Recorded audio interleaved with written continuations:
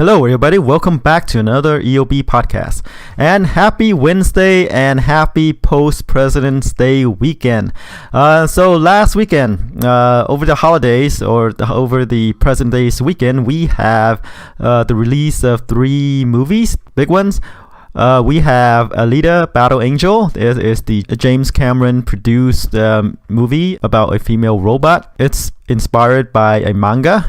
And then the romantic comedy, Isn't It Romantic, starring Rebel Wilson as someone who's trapped in a PG-13 movie. And then the horror movie Happy Death Day to You, a sequel to the 2017 horror movie Happy Death Day. Let's see how those movies did at the box office.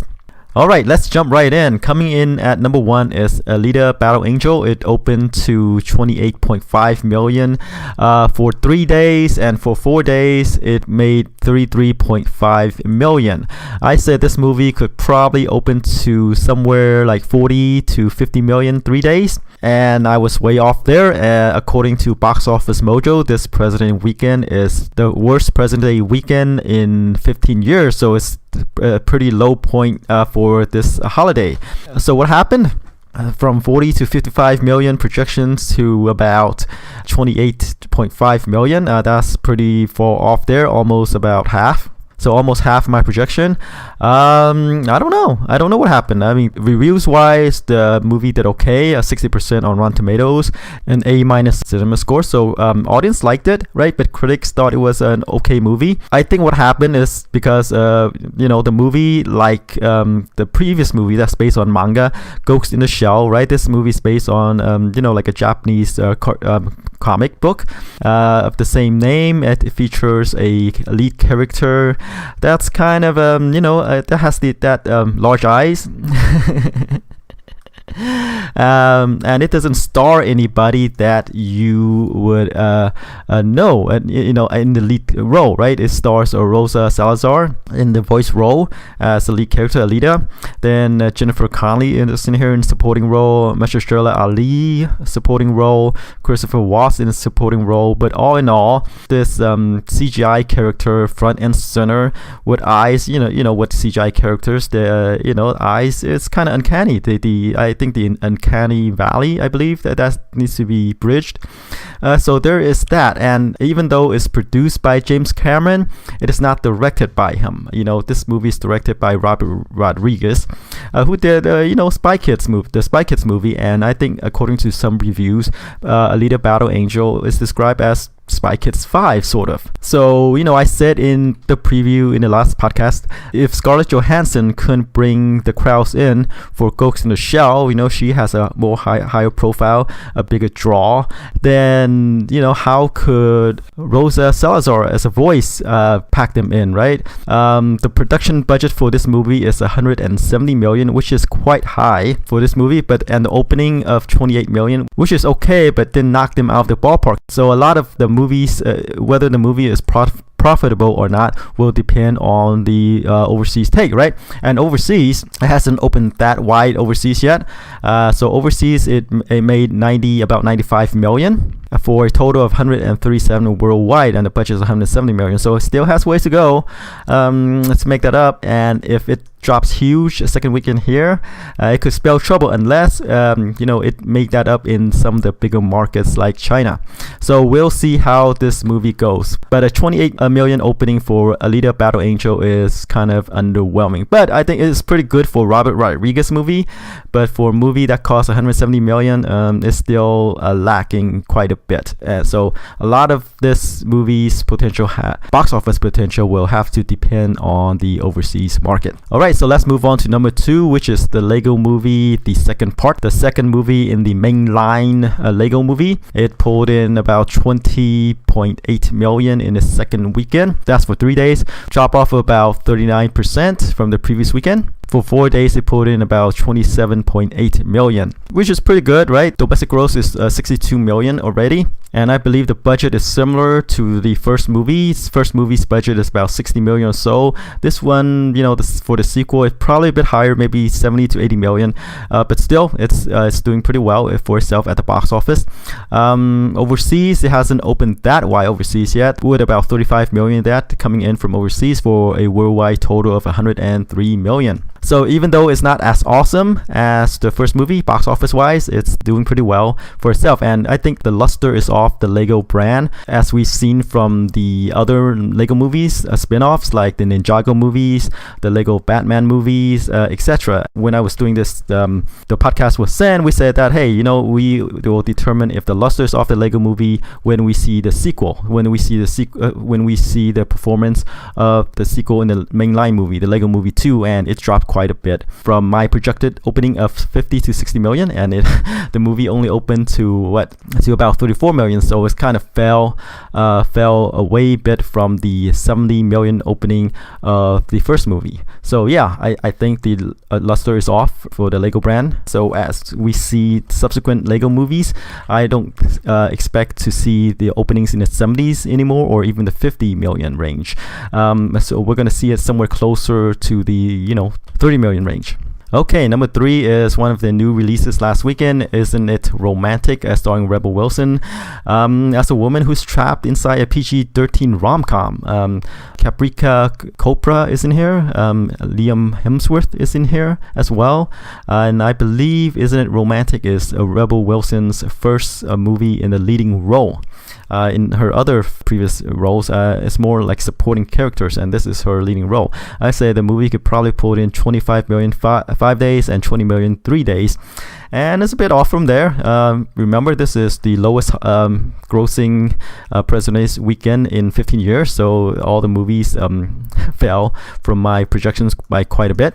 It pulled in 14.2 million 3 days and 16.6 million 4 days. So domestic gross for Isn't It Romantic is about 23 million. Review wise, it's actually quite well reviewed for a movie of this type. 68% on Rotten Tomatoes and a B cinema score. All in all, I think it's a good opening for this type of movie, even though it's lower than my projections.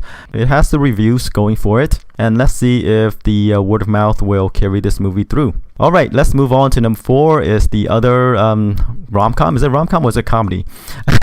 What Men Want, starring Taraji P. Henson, Tracy Morgan, Shaquille O'Neal is in here as well. It is the female remake of What Women Want, that one starring Mel Gibson and Helen Hunt.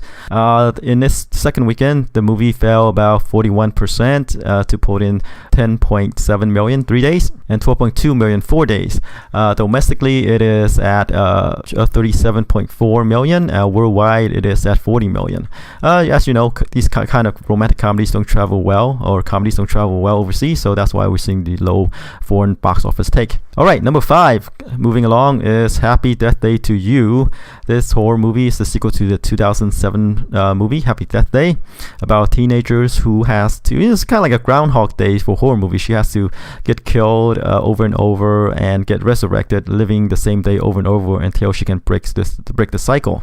So she's back at it again, more self-aware this time. This movie opened to about 9.5 million 3 days, and for 4 days, about 11 million. So domestic gross right now is about 14.7 million, and worldwide it is at 26 million, with 11 million of that from overseas. The budget is 9 million. So this movie is going to do well for itself. I said, it's kind of funny, the movie. I'd see this more as a comedy than a horror movie, and review wise, it's pretty decently well reviewed for a genre movie of this type, right? 67% on Rotten Tomatoes and a B cinema score. So yeah, again, it's the worst President's Day weekend in 15 years, so the box office is depressed quite a bit. Alright, number 6 is Co-Pursuit. It pulled in about 6 million 3 days, about 46% drop off from the previous weekend, and for 4 days it pulled in about 70 million.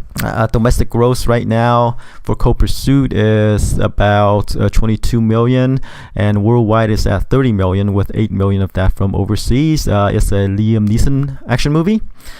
He's the father of a son who overdosed on drugs that's being peddled by the local gangster.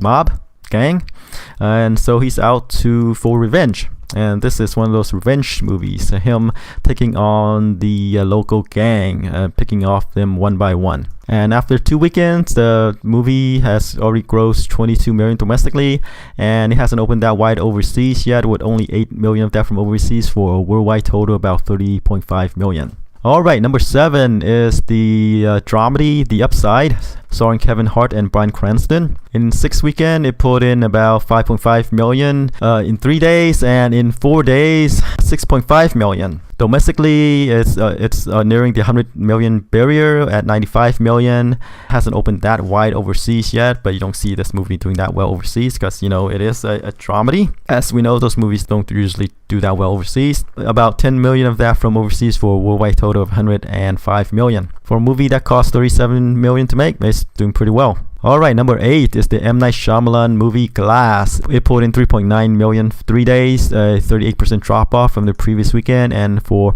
4 days, 4.6 million.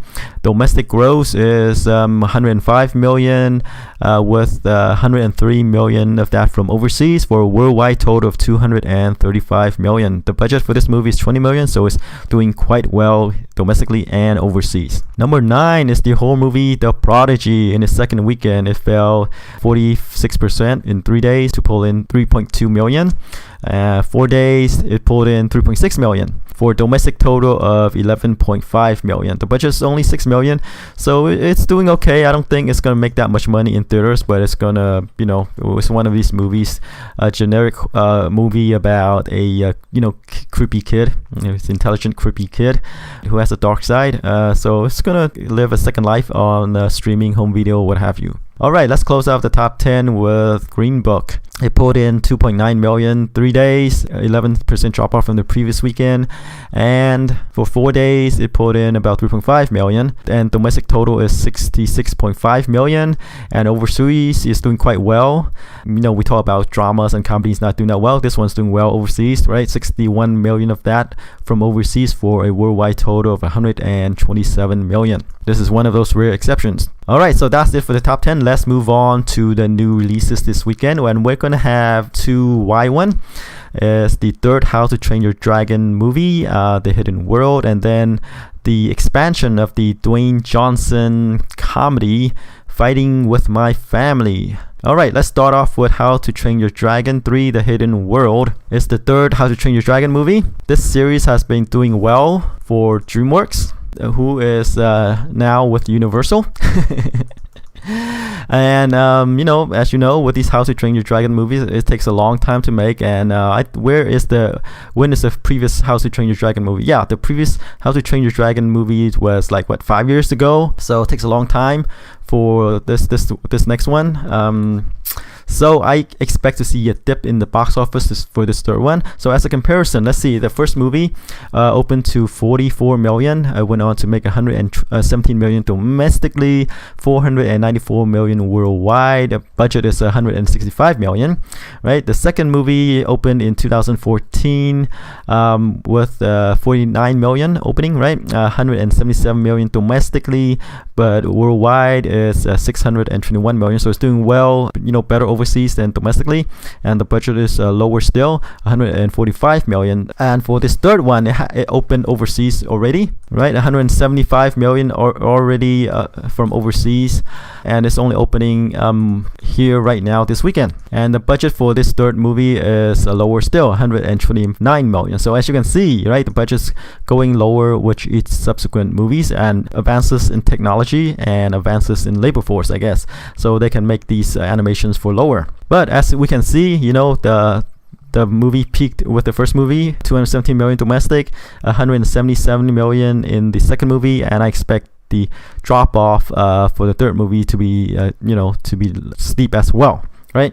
So even though the second movie opened higher than the first movie, I think for the third movie it's going to open lower than that. For the third How to Train Your Dragon movie, I expect an opening of somewhere in the 35 to 40 million range. This is based all on trending, right? The series has been going downhill since the first movie, so I expect a drop off for the third movie. All right, let's move on to the comedy Fighting with My Family, starring Dwayne Johnson as himself. A character that's a wrestling star in WWE.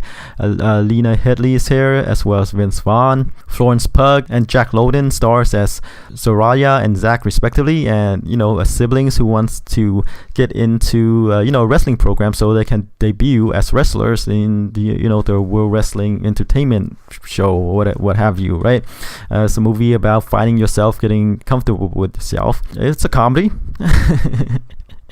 The Rock playing himself in this movie is kind of like a joke, right? He plays himself in every movie, some says, right? Review-wise, it's actually pretty good. 93% on Rotten Tomatoes right now. It's actually expanding. This movie is actually expanding. It opened last weekend to about 35K per theater average in about 4 theaters, so which is pretty good. And in expansion, I expect this movie to do, I think, The Rock numbers, which is somewhere in the 25 to 30 million range. So I think this movie is gonna debut wide to those kind of numbers this weekend.